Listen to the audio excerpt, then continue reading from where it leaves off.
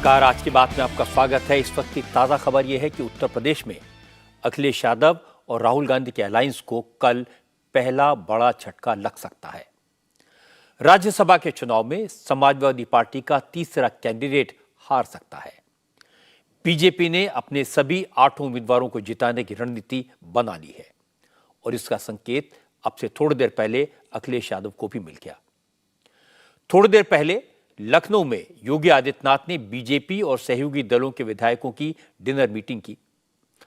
अखिलेश यादव ने भी अपनी पार्टी के विधायकों को डिनर पर बुलाया और अखिलेश के डिनर में समाजवादी पार्टी के कम से कम 7 विधायक नहीं पहुंचे। इसका मतलब यह लगाया जा रहा है कि ये एमएलए, ये विधायक क्रॉस वोटिंग कर सकते हैं। कल यूपी में राज्यसभा की 10 सीटों के चुनाव के लिए वोटिंग होनी है। मैदान में 11 उम्मीदवार हैं, समाजवादी पार्टी के 3 और बीजेपी के 8। समाजवादी पार्टी के पास 2 उम्मीदवारों को जिताने लायक वोट पूरे हैं। तीसरे उम्मीदवार के लिए 1 वोट कम पड़ सकता है। बीजेपी के पास 7 उम्मीदवारों को जिताने लायक वोट पूरे हैं, लेकिन संजय सेठ को 8वां उम्मीदवार बनाया गया है। बीजेपी ने उन्हें मैदान में उतारा है, चुनाव को इंटरेस्टिंग बना दिया है। योगी आदित्यनाथ ने विधायकों के साथ जो डिनर मीटिंग की, उसमें बीजेपी के अलावा जयंत चौधरी, संजय निषाद, अनुप्रिया पटेल और ओम प्रकाश राजभर की पार्टी के विधायकों के साथ राजा भैया भी शामिल हुए। राजा भैया की पार्टी के भी 2 विधायक हैं और दूसरी तरफ अखिलेश यादव की डिनर मीटिंग में उनकी अपनी पार्टी के 7 विधायक गायब रहे। इसलिए वैसा लग रहा है कि योगी ने अखिलेश यादव और राहुल गांधी के गठबंधन को पहली मात देने की तैयारी पुख्ता कर ली है। बीजेपी की मीटिंग के बाद यूपी बीजेपी के अध्यक्ष भूपेंद्र चौधरी ने कहा, सभी विधायकों को वोट डालने की प्रैक्टिस करा दी गई है और बीजेपी के 8 उम्मीदवार जीतेंगे। राज्यसभा के द्विवार्षिक चुनाव के लिए मतदान है। 10 सीटों के लिए चुनाव होना है। भारतीय जनता पार्टी ने 8 सीटों पर हमारे प्रत्याशी, एनडीए के घोषित प्रत्याशी चुनाव लड़ रहे हैं। हम सबने आज एक दिन पूर्व चुनाव की तैयारी की दृष्टि से हमने अपने विधायकों की बैठक की है और मतदान का पूर्व अभ्यास, मतदान की प्रक्रिया, क्या क्या सावधानी बरतनी है, ये हमारे वरिष्ठ लोगों के द्वारा बताया गया है। और मुझे विश्वास है कि हम लोग, हमारी जिस प्रकार की तैयारी है, विधानसभा में जो हमारी संख्या है, उसके आधार पर हम 8 की 8 सीटें जीतेंगे। हमारे साथ निषाद पार्टी, ओम प्रकाश राजभर जी की पार्टी, सुहेलदेव समाज पार्टी, अपना दल, राष्ट्रीय लोक दल और जनसत्ता दल के मान्य विधायकों का समर्थन हमारे साथ है और मुझे विश्वास है कि हम सब लोग मिलकर जो घोषित प्रत्याशी हैं एनडीए के 8 के 8 जीतेंगे। जैसे मैंने आपको बताया, बीजेपी अपने 7 और समाजवादी पार्टी अपने 2 उम्मीदवारों को आसानी से जिता लेंगी। मुकाबला है एक बची हुई सीट के लिए और इसी के लिए राजनीतिक जोड़तोड़ इतने बड़े पैमाने पर हो रहा है और छोटे छोटे दल और इंडिपेंडेंट विधायक इंपॉर्टेंट हो गए हैं। रघुराज प्रताप सिंह यानी राजा भैया की जनसत्ता दल लोकतांत्रिक के पास 2 एमएलए हैं। पहले समाजवादी पार्टी के प्रदेश अध्यक्ष नरेश उत्तम पटेल ने रघुराज प्रताप सिंह से मुलाकात की थी। अखिलेश यादव ने भी राजा भैया से बात करके उनका सपोर्ट मांगा था। बाद में बीजेपी के प्रदेश अध्यक्ष भूपेंद्र चौधरी और एसबी-एसपी के ओम प्रकाश राजभर भी राजा भैया से मिले, जिसके बाद योगी की डिनर मीटिंग से पहले आज राजा भैया ने क्लियर कर दिया कि उनके विधायक बीजेपी के उम्मीदवार को वोट देंगे। जनसत्ता दल का वोट भारतीय जनता पार्टी के साथ। सर, अभी बैठक में भी आप पहुंचेंगे क्या, जो प्रशिक्षण बैठक चल रही है? प्रशिक्षण की तो कोई आवश्यकता है नहीं साहब, 32 वर्ष हो गए हैं, लेकिन भोजन अवश्य करेंगे। रात का डिनर भी मुख्यमंत्री योगी आदित्यनाथ की ओर से दिया गया, आप रहेंगे? जी बिल्कुल। ओम प्रकाश राजभर ने भी राजा भैया के बीजेपी के साथ होने की बात को कंफर्म किया, लेकिन उसके बाद उन्होंने दावा किया कि समाजवादी पार्टी के कई विधायक क्रॉस वोटिंग करने जा रहे हैं। ओम प्रकाश राजभर ने कहा कि बीएसपी का एक विधायक भी बीजेपी के उम्मीदवार को वोट करेगा। दिल्ली से लेकर लखनऊ तक हलचल तेज है। समाजवादी पार्टी में छेद है। ये क्रॉस वोटिंग होनी है तो ये टीवी पे तो चल रहा है कि समाजवादी पार्टी को भय व्याप्त है। उन्होंने अपनी हार स्वीकार कर लिया कि हमारे सांसद, हमारे विधायक लोग तैयार हैं एकदम। तो कुछ उनके विधायक जा रहे हैं आपके साथ? बहुत लोग आ रहे हैं। काउंटिंग होगी तो देखिएगा। बीएसपी किसके साथ जा रही है? हम लोगों के साथ। उमाशंकर का वोट आपके साथ है? सब कहाँ जाएगा। हम गए थे, टी पार्टी थी, चाय वो पिए, हालचाल हुआ, बात शुरू हुई तो उन्होंने कहा कि नहीं, अब आपसे पहले भी बात हुई थी, आज भी बात है, जहां आप तहां हम। बम्पर वोट से संजय सेठ जीतने जा रहे हैं। अखिलेश यादव ने भी अपने विधायकों को डिनर के लिए बुलाया, लेकिन इस मीटिंग में समाजवादी पार्टी के 7 विधायक राकेश पांडे, अभय सिंह, राकेश प्रताप सिंह, मनोज पांडे, विनोद चतुर्वेदी, महाराज प्रजापति और पूजा पाल अखिलेश के घर नहीं पहुंचे। डिनर के बाद रविदास मेहरोत्रा ने कहा कुछ विधायक शहर से बाहर हैं, उनके व्यक्तिगत कारण हैं, इसलिए वो डिनर में नहीं पहुंच पाए, लेकिन कल सुबह फिर मीटिंग होगी और उसमें सारे विधायक जरूर पहुंचेंगे और समाजवादी पार्टी के उम्मीदवार को जिताने के लिए वोट करेंगे। समाजवादी पार्टी के विधायकों की जो बैठक आज थी, उसमें कुछ विधायक अपने अपने कारणों से आज नहीं आ पाए हैं, क्योंकि लोकसभा के चुनाव की मीटिंगें हो रही हैं और कुछ लोगों ने अपने कुछ व्यक्तिगत कारणों से, कुछ लोग शादी में, आज वहाँ शादी परिवार में उनके है, इस कारण से नहीं आए हैं।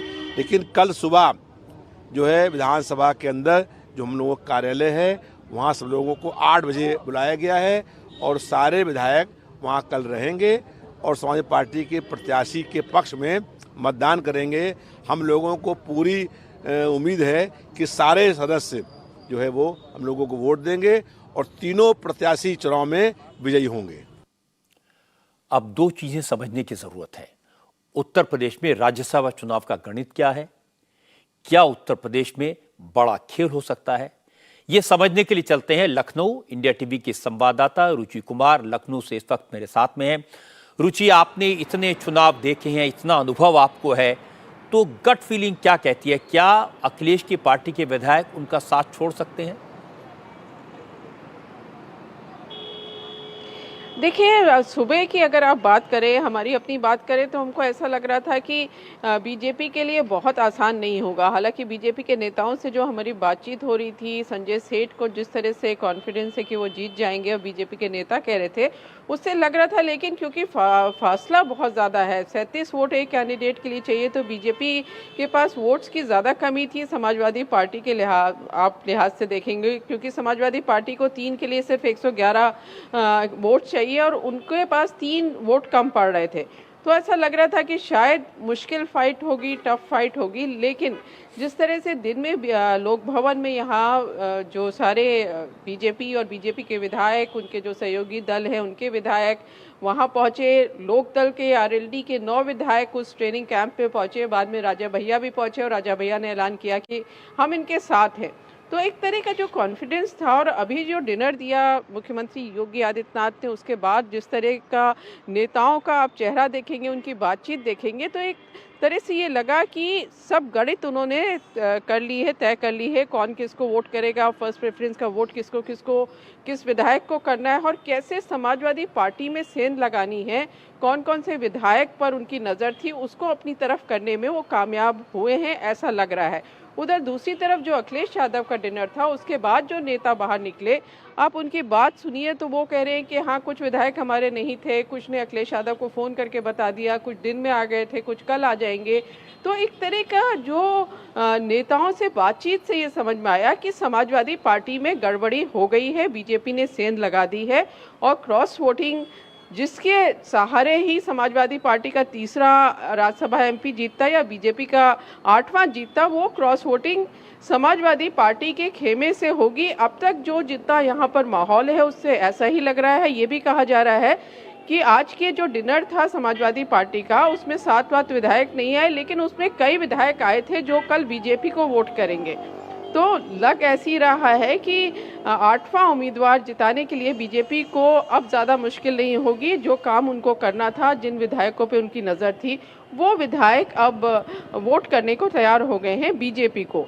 तो कल जब ये नतीजे आएंगे, कल इस समय तक नतीजे आ चुके होंगे, तो लोकसभा चुनाव के पहले समाजवादी पार्टी को एक बहुत बड़ा झटका लगेगा। ये भी कहा जा रहा है कि कांग्रेस के जो 2 विधायक हैं, उनमें से एक विधायक ने अपना फ़ोन बंद कर दिया है। तो अब वो फ़ोन क्यों बंद किया ये बताना बहुत मुश्किल है। तो उठा-पटक का दौर अभी चल रहा है, लेकिन ऐसा लग रहा है कि पलड़ा बीजेपी का ही भारी है, रजत जी। क्योंकि रुचि हमने देखा है कि जब जब किसी भी जगह, चाहे वो महाराष्ट्र में था या उसके पहले कर्नाटक में था, मध्य प्रदेश में था, जब विधायक इधर उधर होते हैं तो सबसे पहले अपना फ़ोन बंद कर लेते हैं। तो ये एक इंडिकेशन है, लेकिन जाहिर है मैं आपकी प्रॉब्लम समझ सकता हूँ कि डेफिनेटली कुछ नहीं कहा जा सकता। समाजवादी पार्टी के प्रवक्ताओं का भी हमने सुना, वो तो दावा कर रहे थे कि कुछ लोग व्यक्तिगत काम से, शादी की वजह से नहीं आ पाए, कल सुबह आ जाएंगे। लेकिन लगता है कि कुछ खेल तो ज़रूर हुआ है और आप नज़र बनाए रखिए रुचि, हम आपसे लगातार अपडेट लेते रहेंगे। बहुत बहुत शुक्रिया। समाजवादी पार्टी के विधायक पल्लवी पटेल तो पहले ही कह चुकी थी कि उम्मीदवारों के चयन में पीडीए का ख्याल नहीं रखा गया, इसलिए वो राज्यसभा के चुनाव में वोट नहीं डालेंगी। इसके बाद आज 7 विधायकों की गैर मौजूदगी ने अखिलेश यादव की टेंशन जरूर बढ़ा दी होगी। अब ऐसा लग रहा है कि बीजेपी अपनी रणनीति में सफल होगी और लोकसभा चुनाव से पहले अखिलेश यादव और राहुल गांधी की जोड़ी को पहला झटका लग सकता है। कांग्रेस के लिए एक और बुरी खबर आई। राहुल गांधी पिछले चुनाव में केरल की जिस वायनाड सीट से जीते थे, उस सीट पर सीपीआई ने एनी नाजू को अपना उम्मीदवार घोषित कर दिया है। यानी केरल में भी इंडिया अलायंस टूट गया है। अब चर्चा यह है कि राहुल कर्नाटक की किसी सेफ सीट से चुनाव लड़ेंगे।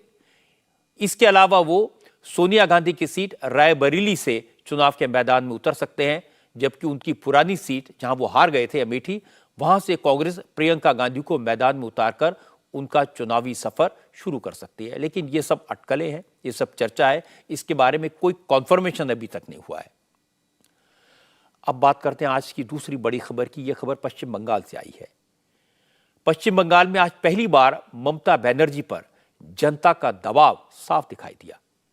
पश्चिम बंगाल की पुलिस अब मजबूरी में संदेश खाली की महिलाओं के साथ जुल्म करने वाले, उनकी जमीनों पर कब्जा करने वाले तृणमूल कांग्रेस के नेता शेख शाहजहां को गिरफ्तार करने वाली है। अब तृणमूल कांग्रेस के नेताओं ने भी कहना शुरू कर दिया कि शेख शाहजहां की गिरफ्तारी जरूर होगी। अगर किसी ने कानून के खिलाफ काम किया है तो उसे सरकार माफ नहीं करेगी।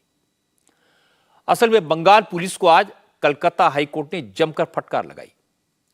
कोर्ट ने कहा शेख शाहजहां की गिरफ्तारी पर कोर्ट के स्टे की बात सफेद झूठ है। अदालत ने ऐसी कोई रोक नहीं लगाई। शाहजहां को तुरंत गिरफ्तार करना चाहिए। इसके बाद बंगाल पुलिस ने संकेत दिए कि शेख शाहजहां की गिरफ्तारी हो सकती है। इससे पहले पुलिस ने उसके एक और साथी को गिरफ्तार कर लिया है। हालांकि संदेश खाली में पुलिस के खिलाफ लोगों की नाराजगी लगातार बढ़ती जा रही है। अब संदेश खाली की महिलाएं खुद कानून भी हाथ में लेने लगी हैं। आज संदेश खाली में तृणमूल कांग्रेस के लोकल लीडर के घर पर आम लोगों ने मिलकर हमला किया।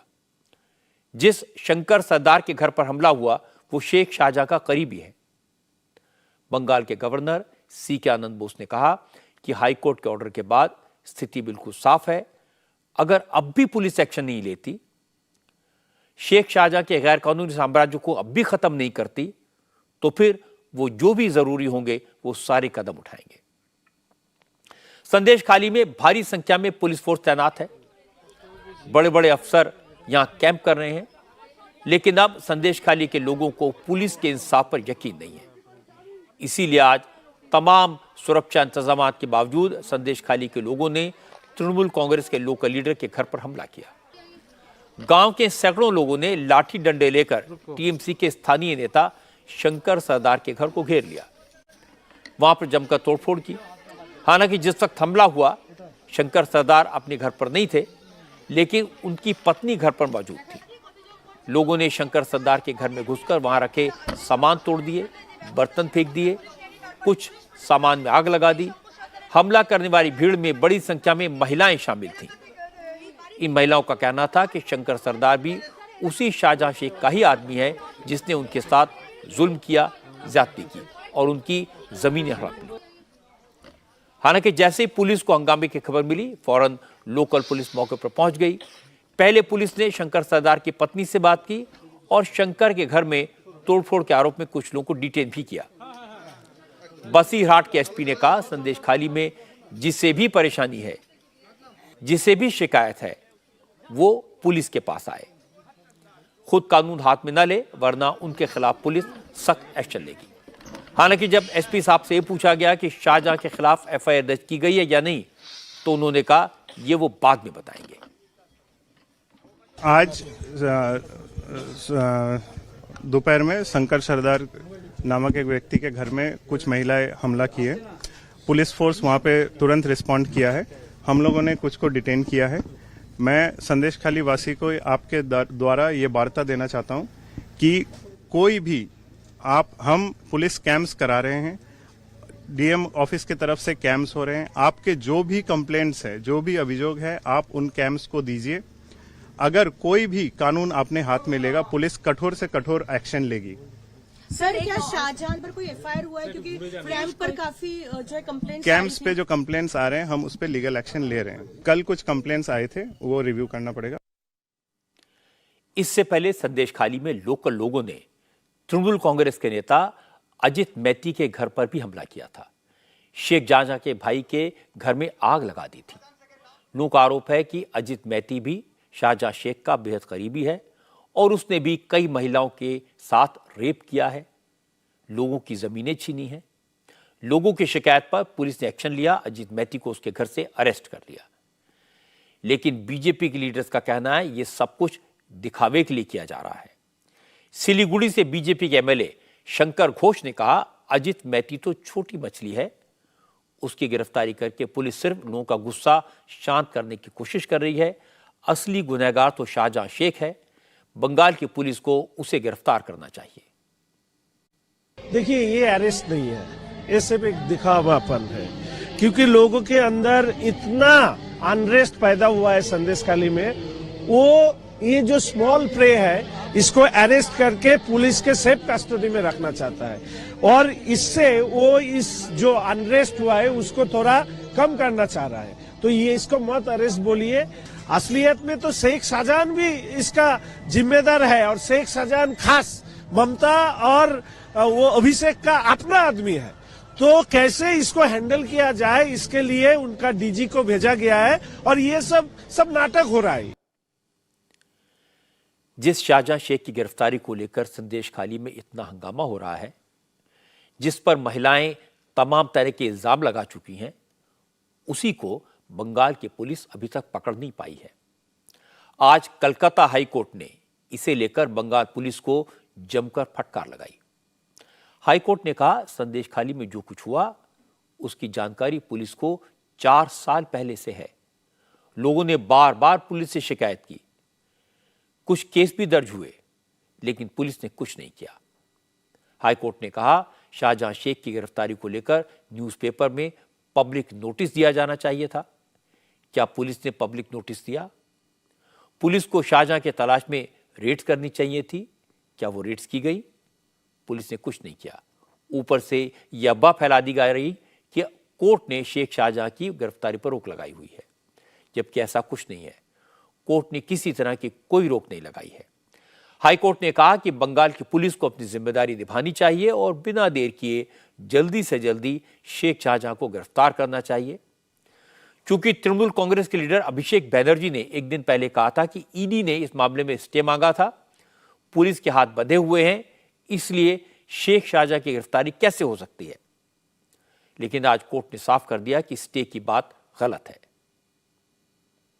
अभिषेक बैनर्जी ने जो कल कहा था कि वो कोर्ट के ऑर्डर से शील्ड है शाहजहां, उसी के लिए वो बेबस है, पकड़ नहीं पा रहे हैं, इन सारे क्लेम्स को कोर्ट ने रद्द कर दिया है और ऑनरेबल कोर्ट ने साफ साफ ये बता दिया है कि ऐसा किसी भी तरह का कोई भी सुरक्षा कवच उनके पास नहीं है, ना ही ऐसी कोई स्टे है। इसलिए पुलिस को पूरे तत्परता से उनको गिरफ्तार करने की कोशिश करनी चाहिए। मेरा यही कहना है कि जो पुलिस लोगों ने जो अंगुली उठाई है वो सिर्फ टीएमसी के नेताओं पर नहीं थी, बल्कि पुलिस पर भी थी, वो भी को कॉन्स्पिरेटर हैं इसमें। तो उसी पुलिस को अगर इसकी जांच सौंप दी जाए तो फिर क्या जांच होगी? क्योंकि महिलाएं जो डरी हुई हैं, सहमी हुई हैं, वो तो डर करके अपनी एफआईआर दे ही नहीं पा रही हैं।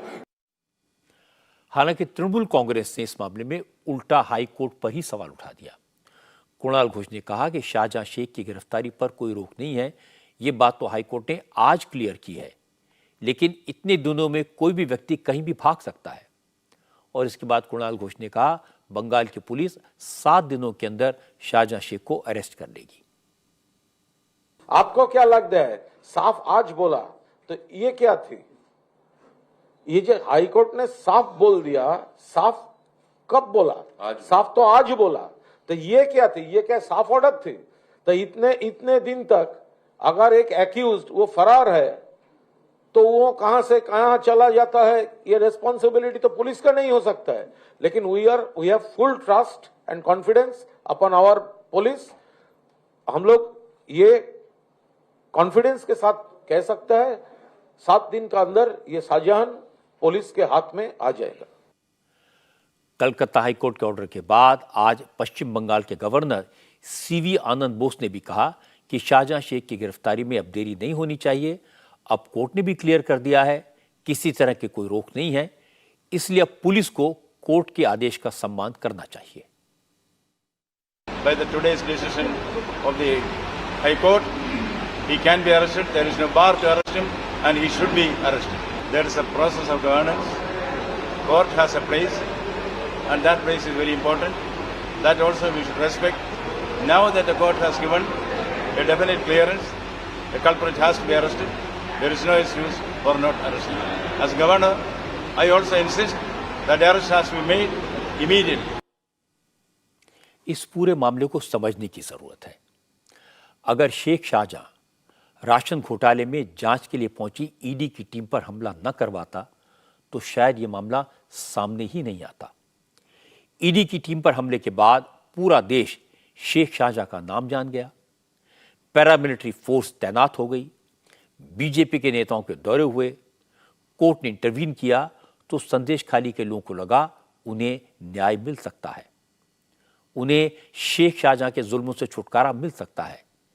इसलिए एक एक करके उसके काले कारनामे सामने आने लगे।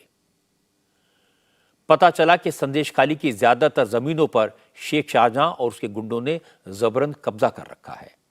हर फैमिली से वो हफ्ता वसूलता है। जो शाहजहां का कट नहीं देता वो उसका राशन पानी बंद करवा देता है। सरकारी राशन से लोगों को शेख शाहजहां की परमिशन के बिना राशन नहीं मिलता।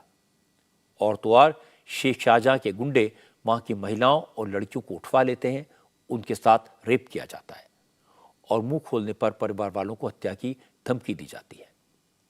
इलाके की पुलिस शेख शाहजहां के इशारे पर चलती है। ये तमाम किस्से एक एक करके सामने आए। लोग चिल्लाते रहे, लेकिन ममता की पुलिस ने तब भी शेख शाहजहां के खिलाफ कोई एक्शन नहीं लिया। इसके बाद महिलाओं के वीडियो सामने आ गए, महिलाओं ने अपनी आपबीती सुनाई। उसके बाद भी ममता बनर्जी ने एक्शन का ऑर्डर नहीं दिया।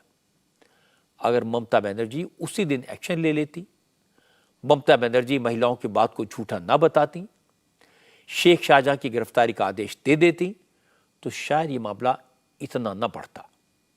लेकिन ममता इसे पॉलिटिकल कलर देने की कोशिश करती रही और अब जब मामला हाथ से निकलने लगा, ममता को लगने लगा कि मुस्लिम वोटों के चक्कर में हिंदू वोटर्स उनके खिलाफ हो सकते हैं, एक शेख के चक्कर में पूरे बंगाल में घाटा हो सकता है, तो ममता ने एक्शन की बात कही। ममता जानती है कि एक नंदीग्राम की घटना ने ऐसा तूफान खड़ा कर दिया कि बंगाल में लेफ्ट की जड़ें उखड़ गई थी। नंदीग्राम को मुद्दा मानकर ममता ने बंगाल में बड़ा बदलाव किया था। अब संदेश खाली नंदीग्राम न बन जाए, बीजेपी इसका फायदा न उठा ले, इसलिए ममता अलर्ट है, शेख शाहजहां के खिलाफ एक्शन लेने को मजबूर है। उसके खिलाफ वैसे भी दर्जनों केस हैं, हजारों गवाह हैं, इसलिए हो सकता है कि अगले 24 घंटों में शेख शाहजहां गिरफ्तार भी हो जाए। लेकिन यह कहना पड़ेगा कि अब काफी देर हो चुकी है।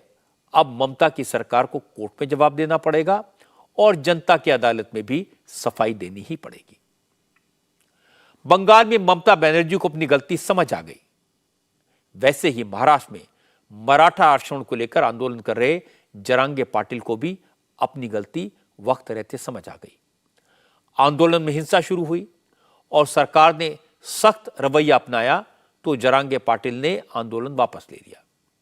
असल में जरांगे पाटिल की भड़काऊ भाषण के बाद कई जिलों में हालात खराब हुए, हिंसा हुई। इसके बाद महाराष्ट्र के बीड, जालना और संभाजी नगर में दफा 144 लगानी पड़ी और इंटरनेट बंद कर दिया गया। कुछ तालुका में कर्फ्यू लगाना पड़ा। जरांगे पाटिल मुंबई आ रहे थे, लेकिन उन्होंने अपना आमरण अनशन वापस ले लिया और ऐलान कर दिया कि वो फिलहाल मुंबई नहीं जाएंगे, लेकिन उनका धरना जारी रहेगा। मराठों के आरक्षण को लेकर हिंसा मनोज जरांगे पाटिल के बयान से ही भड़की। असल में एकनाथ शिंदे की सरकार ने मराठों को आरक्षण देने वाला कानून विधानसभा में पास तो कर दिया, जिसमें मराठों को ओबीसी से अलग 10% आरक्षण दिया गया है। लेकिन मनोज जरांगे ने दूसरी मांग उठा दी। वो कहने लगे कि मराठों के आरक्षण को ओबीसी कोटे से दिया जाना चाहिए। जिन लोगों को कुनबी सर्टिफिकेट मिला है उनके सभी रिश्तेदारों को भी कुनबी सर्टिफिकेट देकर रिजर्वेशन देना चाहिए। सरकार इस पर बात करने को तैयार थी, लेकिन मनोज जरांगे ने चक्का जाम की कॉल दे दी, मुंबई मार्च का ऐलान कर दिया और इसके बाद सरकार ने सख्ती की तो मनोज जरांगे ने deputy chief minister Devendra Fadnavis के खिलाफ बयानबाजी शुरू कर दी। देवेंद्र फडणवीस को मराठा आरक्षण की राह में सबसे बड़ा रोड़ा बताया। उन्होंने फडणवीस को गालियां दी और कहा देवेंद्र फडणवीस उनकी हत्या करवाना चाहते हैं। वो मुंबई आ रहे हैं और सीधे देवेंद्र फडणवीस के घर जाएंगे और फडणवीस अगर बलि चाहते हैं तो उनकी बलि ले लें। ओबीसी से आरक्षण के लिए बिना सगे संबंधी को लेकर अपनी मांग को अमल में लाए बिना मैं पीछे नहीं हटूंगा। फडणवीस, मैं तुम्हारी साजिश कामयाब नहीं होने दूंगा। दलित और दूसरे समुदायों के लोग भी हमारा साथ देंगे। मैं तुम्हारी साजिश सफल नहीं होने दूंगा। तुमको मेरी कुर्बानी चाहिए तो ठीक है, मैं आ रहा हूं। मनोज जरांगे पाटिल के इस बयान के बाद महाराष्ट्र के कई जिलों में हिंसा भड़क उठी। जालना में भीड़ ने एक सरकारी बस को आग लगा दी। नासिक जिले में भी मराठा आरक्षण को लेकर प्रोटेस्ट हुआ। मनमाड में मराठा आंदोलन करने वालों ने पुणे इंदौर हाईवे को जाम कर दिया।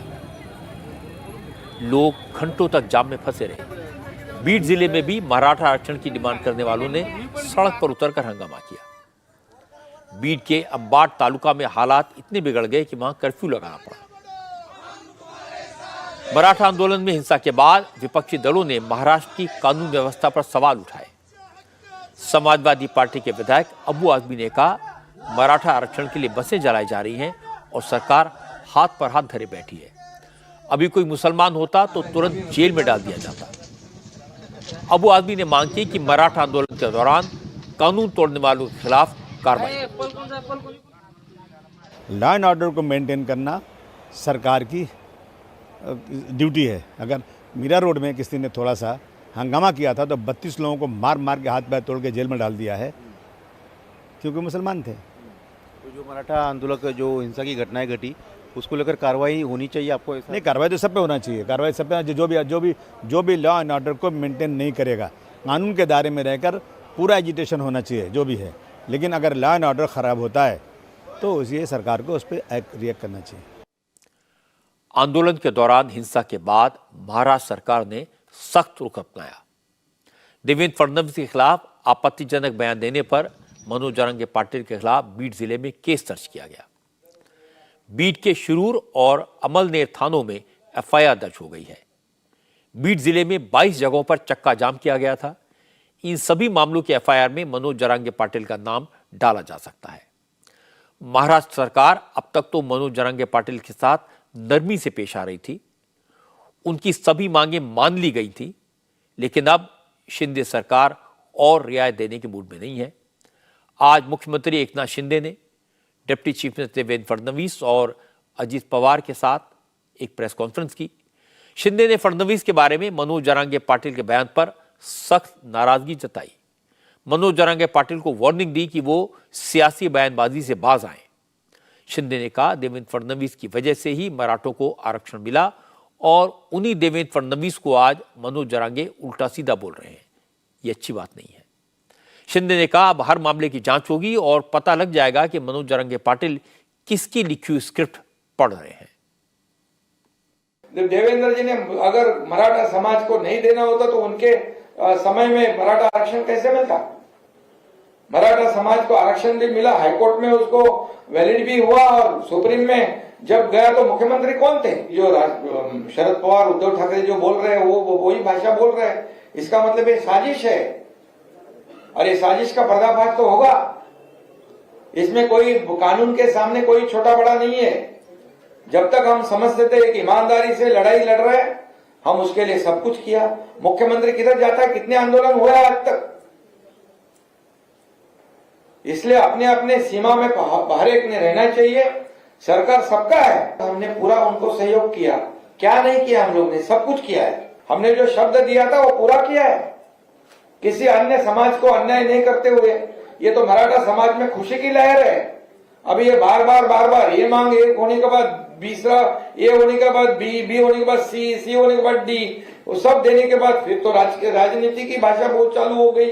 राज्य में कानून व्यवस्था बिगाड़ना, ये सामने चुनाव देखकर राजनीति की रोटियां सेकना, ये लोग बहुत भली भांति जानते हैं। बहुत समझदार महाराष्ट्र की जनता है। ये तुम उनको सही जगह दिखाएंगे। इसके पीछे जो भी साजिश है, वो साजिश तो उसका पर्दाफाश तो होगा ही।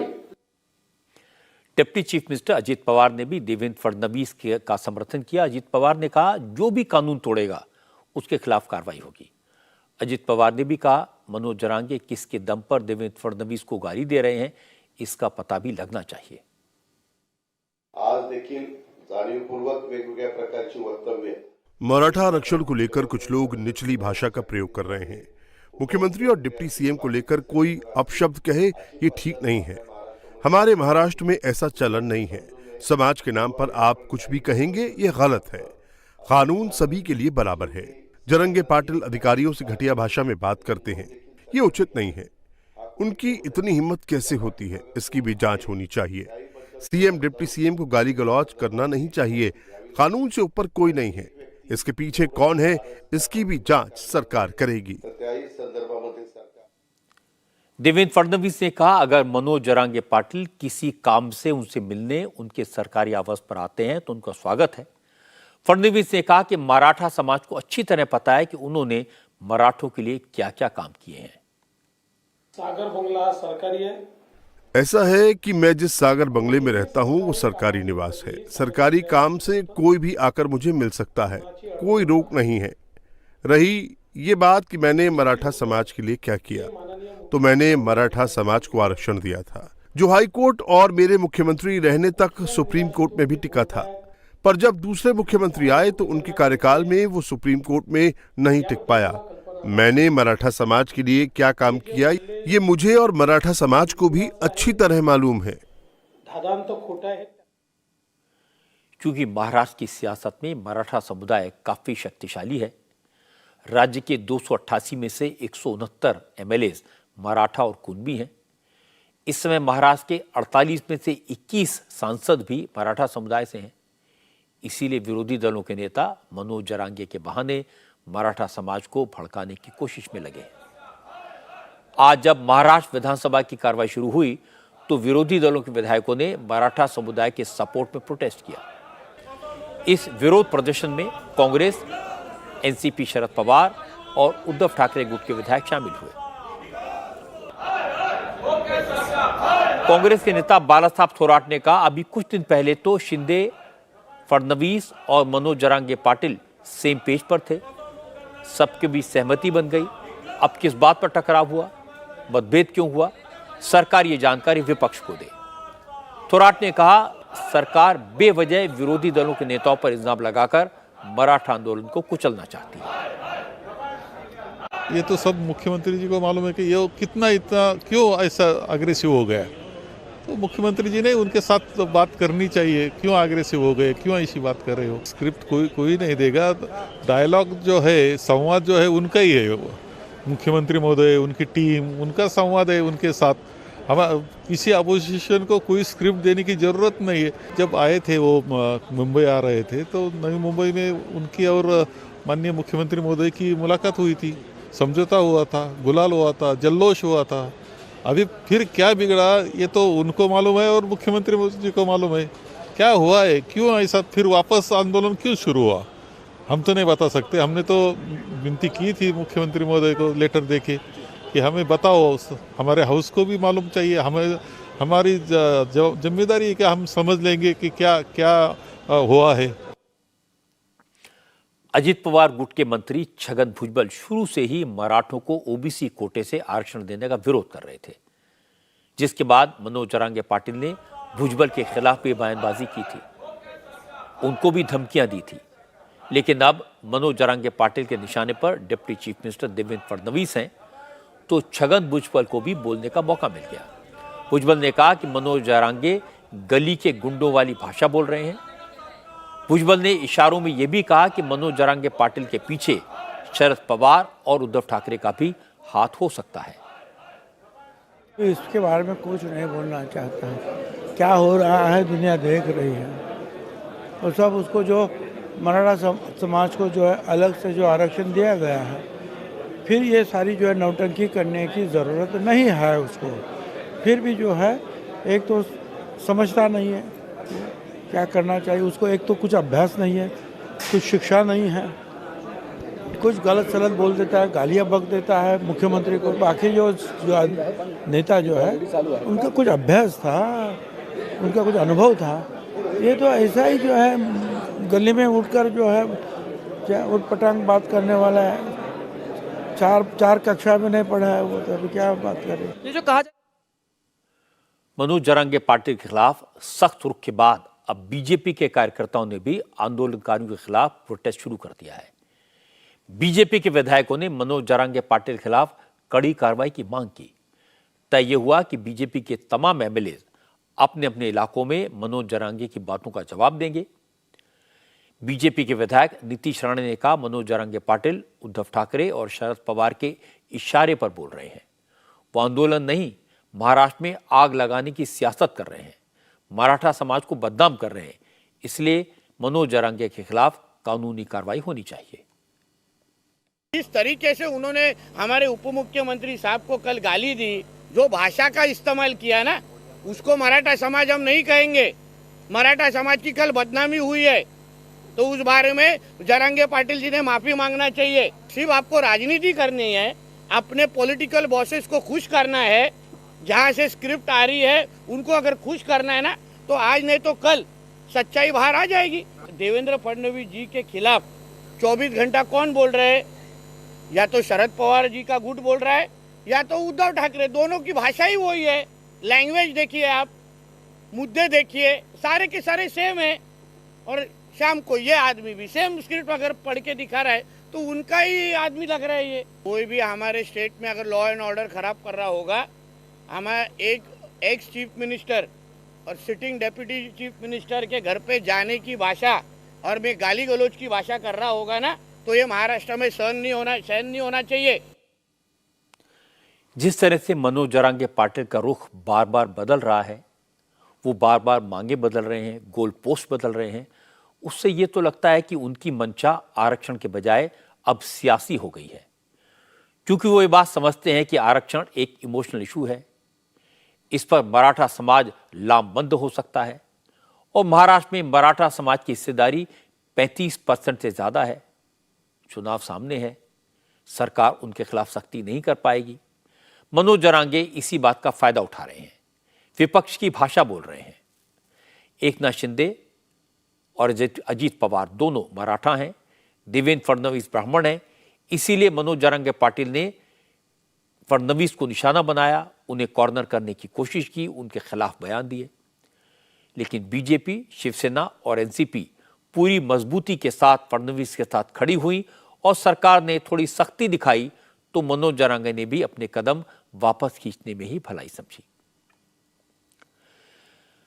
दिल्ली के बॉर्डर पर, हरियाणा और पंजाब के बॉर्डर पर किसान आंदोलन में जो हिंसा हुई, उसके बाद अब किसान संगठनों को भी अपनी गलती समझ आ गई है।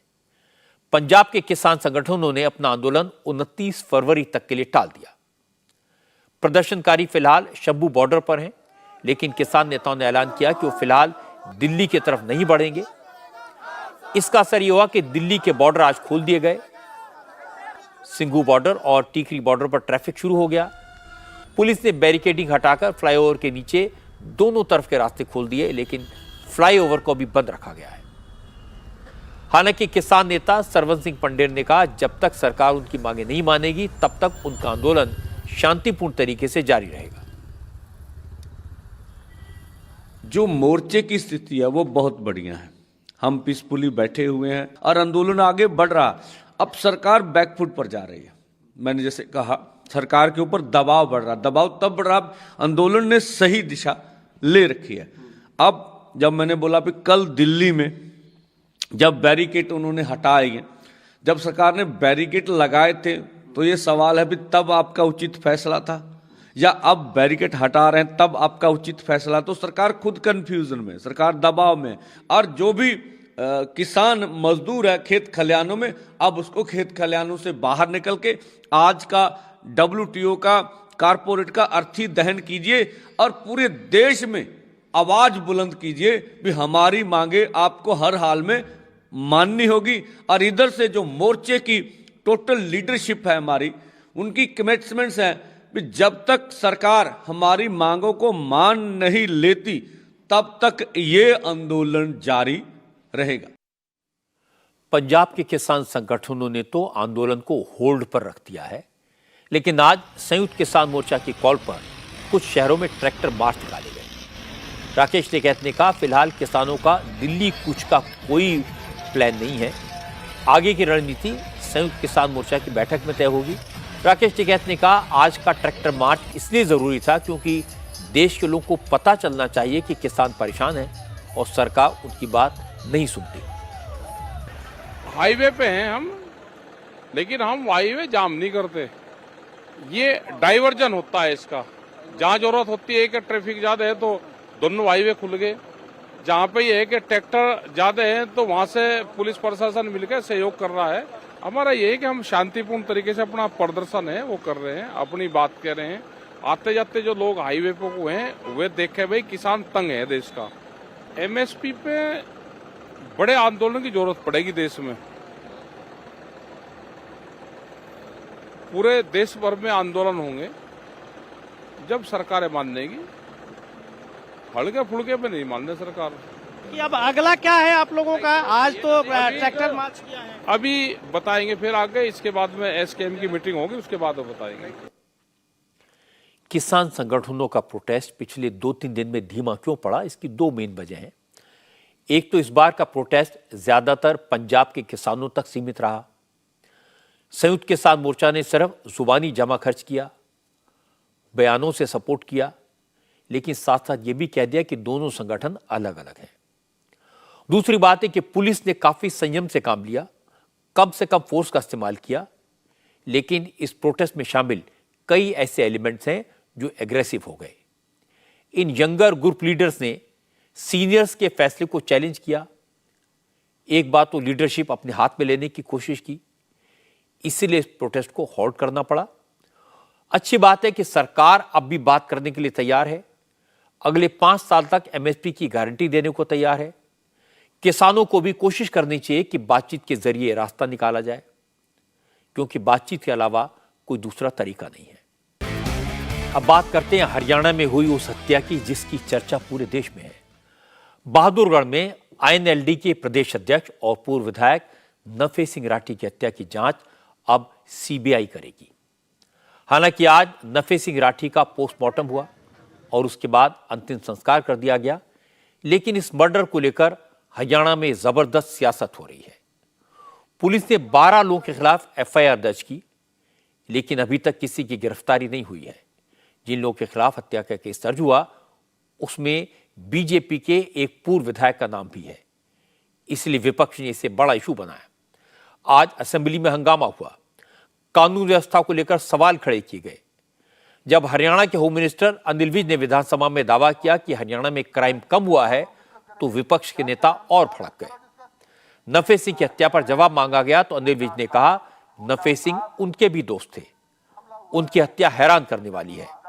सीनियर पुलिस अफसर जांच में लगे हैं, लेकिन नफे सिंह के परिवार वालों ने FIR में जिन लोगों के नाम डाले हैं उसे देखकर लगता है कि मामला पॉलिटिकली मोटिवेटेड है, इसलिए जांच बारीकी से करने की जरूरत है।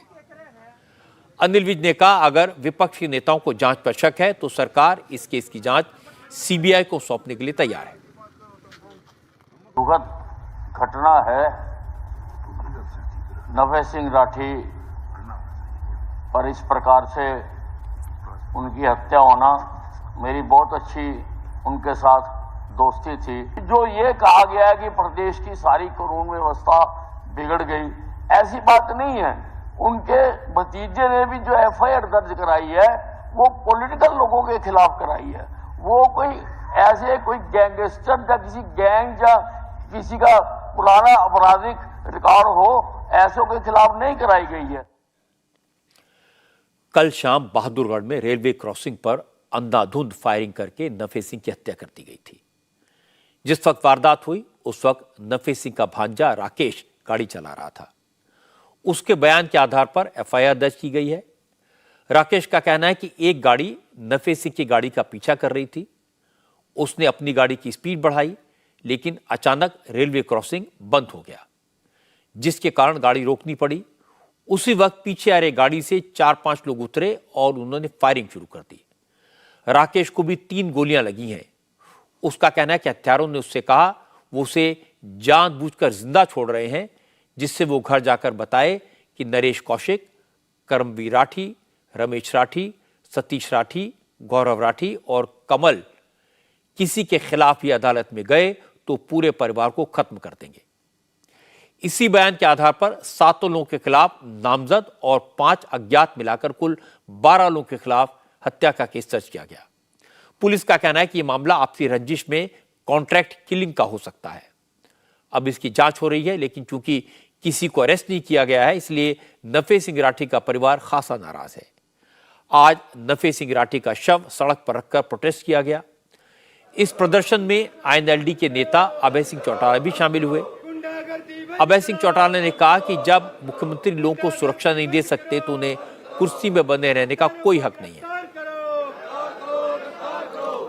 चौटाला ने कहा कि अनिल विज ने सदन में जो कहा उससे साफ है सरकार आरोपियों को बचाने में लगी है। हमारी पुलिस पे हमें पूरा भरोसा है, हरियाणा की पे, लेकिन सरकार पे भरोसा नहीं कर सकते क्योंकि ये पॉलिटिकल मर्डर है। इसलिए पॉलिटिकल मर्डर है कि नफे सिंह राठी जी ने अनेक बार सुरक्षा की मांग करी। नफे सिंह राठी आईएनएलडी के बड़े नेता थे, लेकिन उनके खिलाफ भी 4 मुकदमे दर्ज हैं। 2 केस जमीनों पर कब्जे के हैं, एक मर्डर का केस है, एक आत्महत्या के लिए उकसाने का मामला है। नफे सिंह राठी की हत्या के मामले में बीजेपी के पूर्व विधायक नरेश कौशिक के अलावा सतीश राठी का नाम भी आया है। सतीश राठी जगदीश राठी का भाई है। जगदीश राठी ने कुछ साल पहले आत्महत्या कर ली थी। वो पूर्व मंत्री मांगेराम राठी का बेटा था। इस मामले में नफे सिंह राठी पर आत्महत्या के लिए उकसाने का मुकदमा दर्ज किया गया था। अब नफे सिंह राठी के परिवार ने जगदीश के भाई सतीश राठी को नफे सिंह की हत्या में आरोपी बताया है। इसलिए मामला काफी कॉम्प्लिकेटेड है, उलझा हुआ है। नफे सिंह की हत्या बिल्कुल उसी अंदाज में की गई जैसे मशहूर सिंगर सिद्धू मूसेवाला का मर्डर हुआ। अपराधियों ने रैकी की, गाड़ी का पीछा किया, मौका मिलते ही घेर कर मार डाला। पुलिस का कहना है कि हालात देखकर लगता है कि मामला सियासी से ज्यादा रंजिश में कॉन्ट्रैक्ट किलिंग का है। शार्प शूटर्स को हायर करके हत्या करवाई गई। इसलिए सबसे पहले सीसीटीवी फुटेज में दिख रहे शूटर्स को पकड़ना होगा। वो हत्या से पहले और बाद में किसके संपर्क में थे, ये पता लगाना होगा। पुलिस के पास सुराग है, लेकिन सुरागों से कातिल और उनके हैंडलर तक पहुंचने में वक्त लग सकता है। और चूंकि ये मामला विरोधी दल के एक बड़े नेता की हत्या का है, हरियाणा के पूर्व बीजेपी विधायक का नाम 12 आरोपियों की लिस्ट में है, इसलिए इस मर्डर को राजनीतिक रंग तो दिया ही जाएगा। इस हत्या को लेकर हरियाणा की कानून व्यवस्था पर सवाल भी उठेंगे। इसलिए हरियाणा की सरकार को एक एक कदम फूंक फूंक कर रखना होगा। आज के जमाने में किसी हत्या के मोटिव को, उसके पीछे कौन लोग हैं, इसको छुपाने की कोशिश नहीं करनी चाहिए, क्योंकि देर सवेर सब कुछ सामने आ जाता है। अब मैं आपको आज की अच्छी खबर बताता हूं। रिलायंस फाउंडेशन ने एक बड़ी पहल की है। मुकेश अंबानी के बेटे अनंत अंबानी की अगुवाई में आज देश के पहले और सबसे बड़े zoological rescue and rehab centre की शुरुआत की गई है। जानवरों के लिए ये रिहैब सेंटर गुजरात के जामनगर में बनाया गया है, जहां देश और दुनिया के उन तमाम पशु पक्षियों को लाकर उनका इलाज और रिहेबिलिटेशन किया जाएगा जिन्हें इसकी जरूरत है। वनतारा एनिमल किंगडम करीब 3000 एकड़ में फैला है और इसमें हाथियों के साथ साथ lion, tiger, panther, leopard, Jaguar, मगरमच्छ और हिरन जैसे जंगली जानवरों के लिए स्पेशल कैंप और हॉस्पिटल बनाया गया है।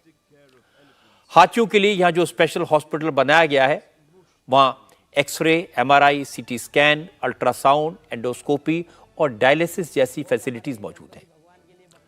इस सेंटर में इंटरनेशनल एक्सपर्ट्स को रखा गया है। जानवरों के लिए स्पेशल डाइट के लिए हाईटेक किचन है।